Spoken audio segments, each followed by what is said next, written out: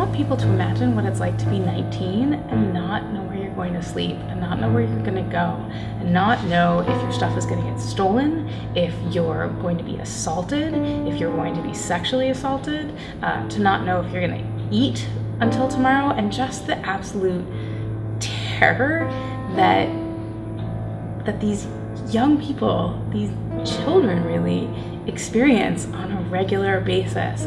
I remember the first time I slept outside, I woke up and my whole body felt like it was shaking. Even though I had cardboard blocking in my area, it was just like really nerve-wracking to hear people around me. It felt uncomfortable, it felt degrading, and it felt like it really put a hurting on my pride. So I couldn't get the financial aid to get to college. So I ended up in the Marines, and I found out I had a heart murmur. So I can't even go in the Marines.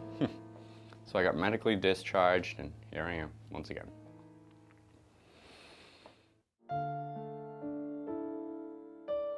Young people report that in adult shelters, they're often at the bottom of the totem pole and face risks of trafficking, of violence, of harassment, and will often choose to go on the streets where they're at really high risk of substance abuse, of trauma, of violence, and will often make really difficult choices for a safe place to sleep, like selling their bodies for a place to sleep, like even finding a way to go to prison just to have a warm place to be and to have some, to have 3 meals a day, which is a horrible sacrifice to have to make. What a difference it makes to have a place to rest, and to have a place to relax, and to have a place to be safe. There's nothing that's really specifically available for young people, and in my experience and in a lot of other people's experience, what there is for your average shelter is a really scary prospect.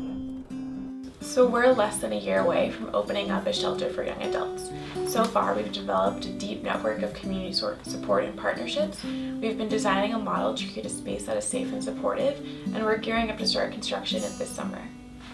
And at this time, at this age that they are, we still have a chance to reverse the homelessness. They still have a passion to get up and do something, go to work, go back to school.